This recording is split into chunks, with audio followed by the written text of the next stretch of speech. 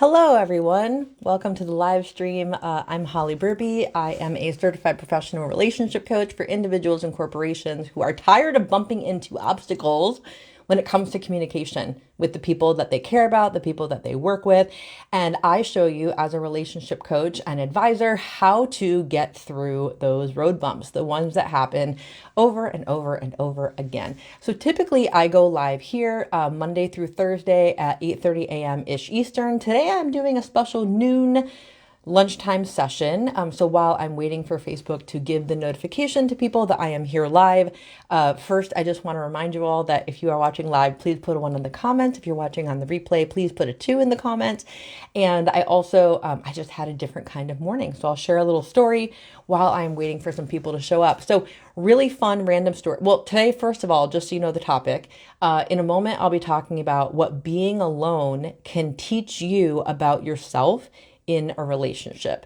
And I don't want you to hear alone in the sense of single. Okay. Although alone for you may be defined as single, but I'm talking about even if you are in a relationship, what being alone can teach you about being in a relationship. Hey, Liz, good to see you. Yeah. So if you're tuning in live, put a 1 in the comments or type live. If you're watching on the replay later on, put a 2 in the comments or type replay. Say hello. Tell me where you're watching from. And again, I don't know how many people will be here midday, but I will talk with you and answer questions in the comments like I usually do in the morning. But if you are enjoying this content, thank you for the thumbs up and the hearts. Go ahead, leave me a comment, ask me a question, and make sure that you tune in for these live streams Monday through Thursday on my personal page at 8:30 a.m. Eastern. All right. Yeah, Sedona, Arizona. That's a great place. Happy that you are out there and thriving and doing well, Liz.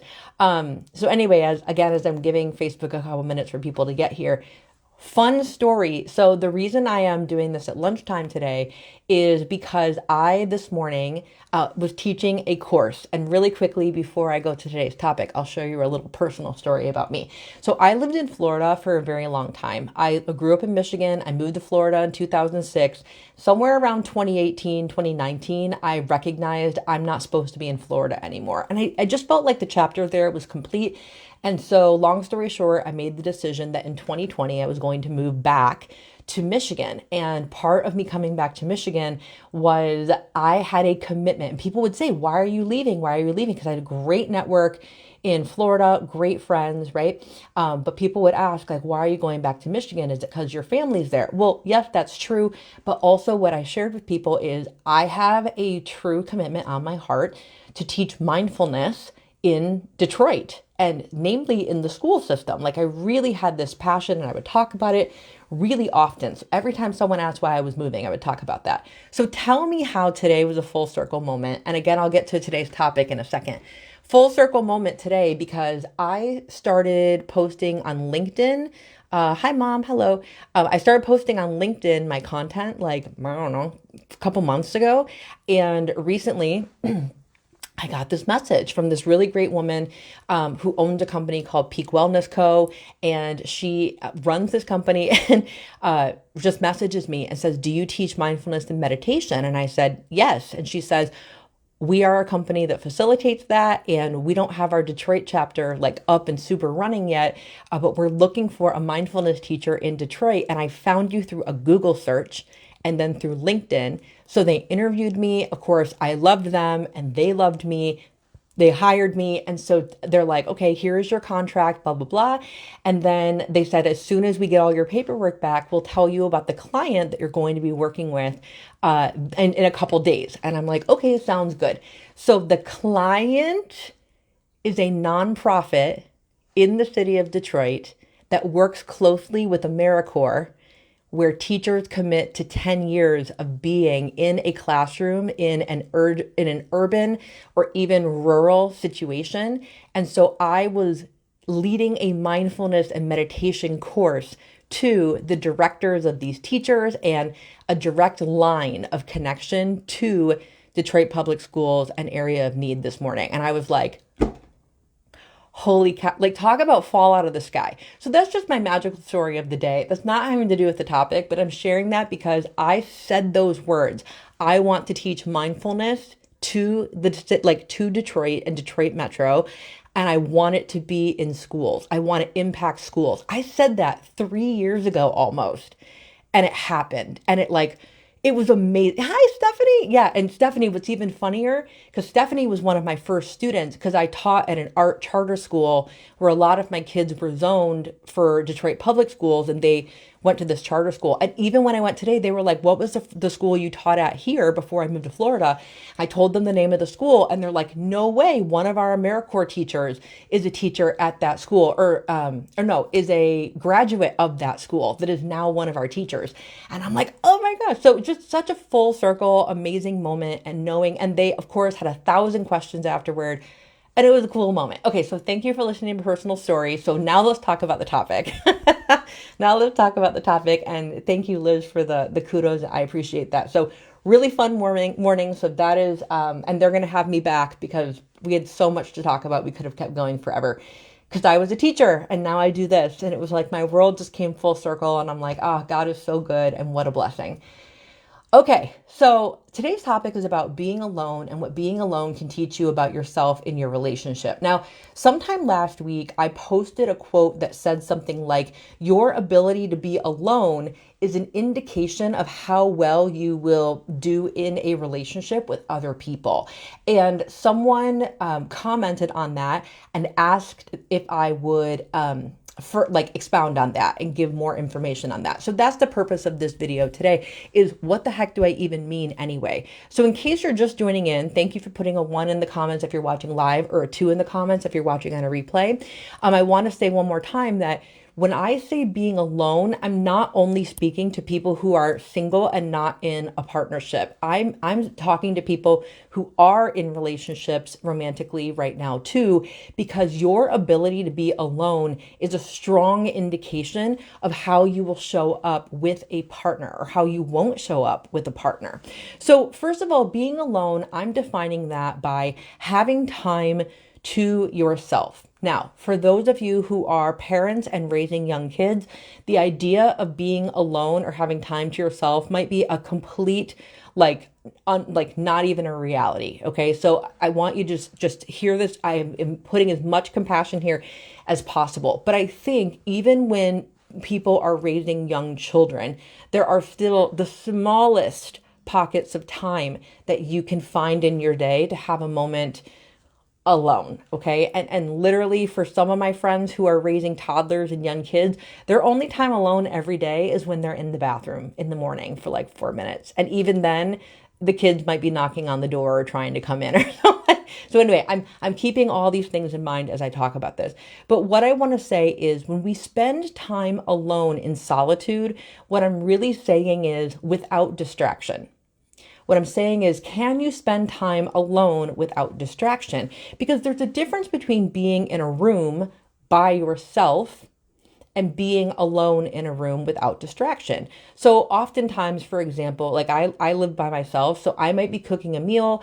And as I'm cooking a meal, could I be completely present and focused on what I'm doing right in front of me? Yes, but 9 times out of 10, I'm listening to a podcast, or I'm cooking and I'm scrolling TikTok, or one of my friends calls me. Like I typically am not fully present to just me in that moment.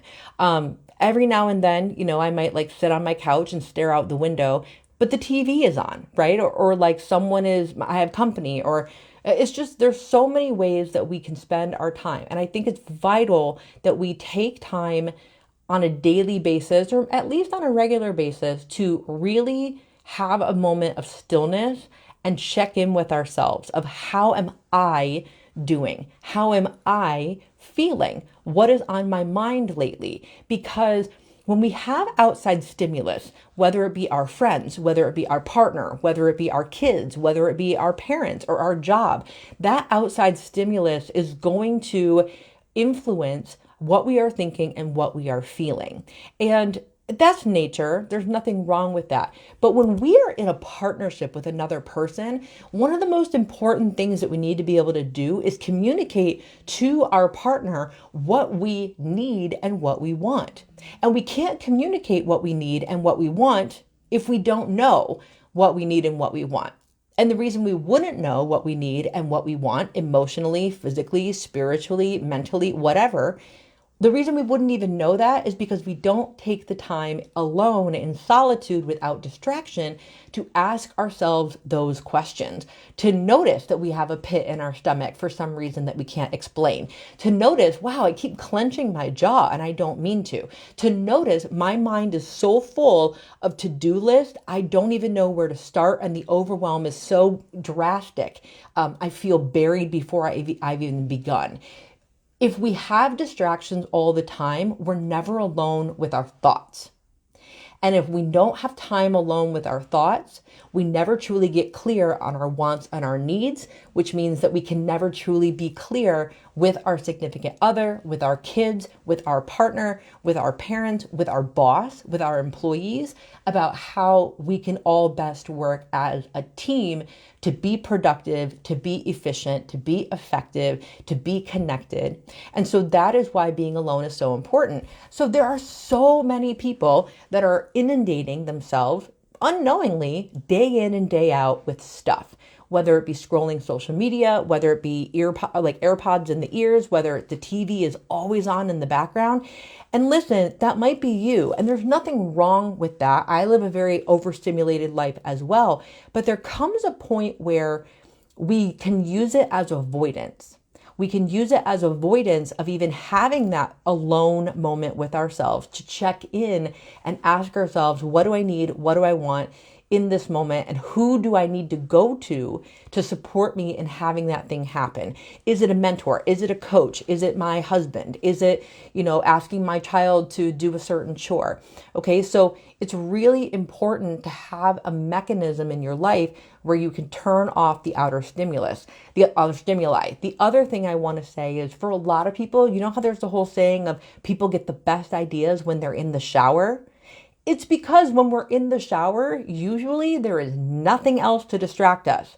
We're not taking our phone in the shower. If you listen to the radio or a podcast while you are in the shower, try turning it off and see if you are more in touch with your thoughts or your feelings. My mom just commented and said this is why she loves working in the yard.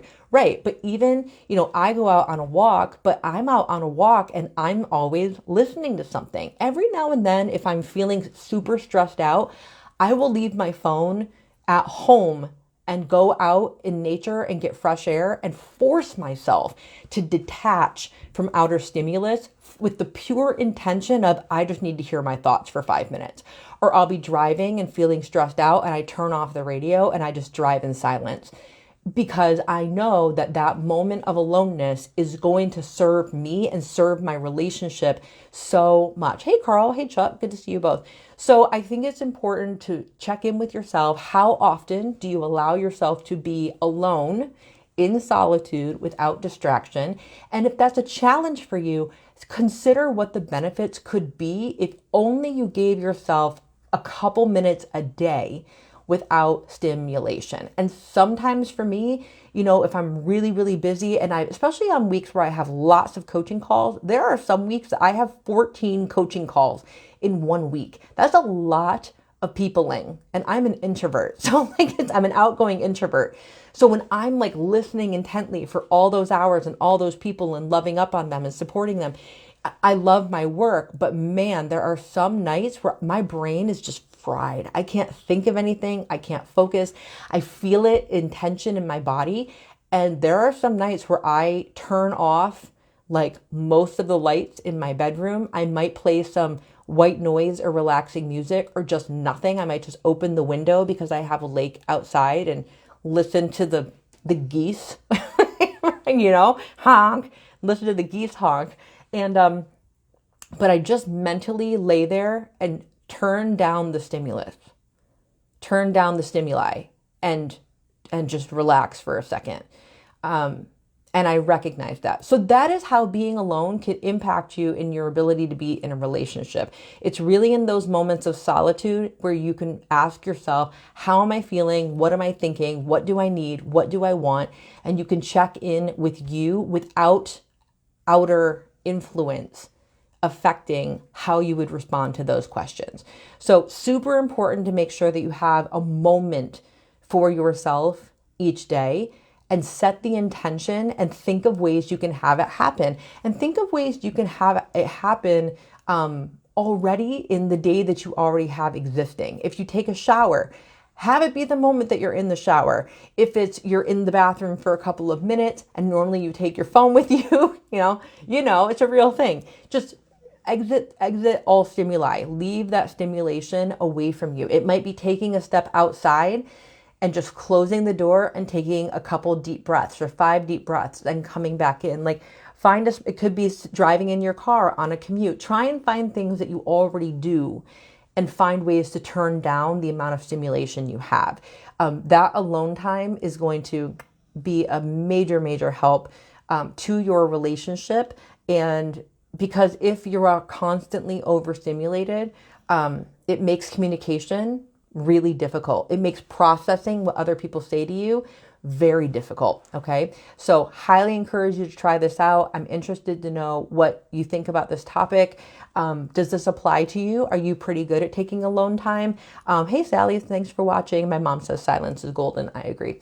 So thanks for being here. If you caught this live, thanks for putting a 1 in the comments or typing live. If you watch later on a replay, type 2 in the comments or type replay. Again, every time you give this video a thumbs up or a heart, it really supports the content and gaining traction and views on social media. So I really appreciate that. I know that this message might not be for you today, but I promise it's meant for someone. And my job is to see to it that it gets in front of that person so they can hear it, receive it, and use it to improve their personal life with themselves, their personal life with those people that they love, including their significant other. So find some time to be on your own today. Last quick reminder, I have a boot camp coming up Monday, June 6th through Wednesday, June 8th, 7 p.m. Eastern, for 45 minutes, 3 nights in a row. It is called The 3 Secrets to Better Communication in Your Relationship. It's only $37, and there's a ton of bonuses like a free audio training, 2 mini video trainings on better communication, last ditch efforts when communication just goes south. So much good stuff. So if you're interested in the boot camp and you want the link when it is ready, type boot camp in the comments below and I'll get that to you. Hey, Hen, it's so good to see you. I love watching you on social and all of your amazing DJ skills. So thanks for being here. And everyone, remember the Holly show is technically at 8:30 a.m. ish Eastern, Monday through Thursday morning. So I normally don't do midday. But thanks for being here midday with me today. And I hope to see you all in the upcoming boot camp. Again, comment boot camp if you want the link to get information on it or sign up for it. And until tomorrow morning, I will see you all then, and love always in always. Bye.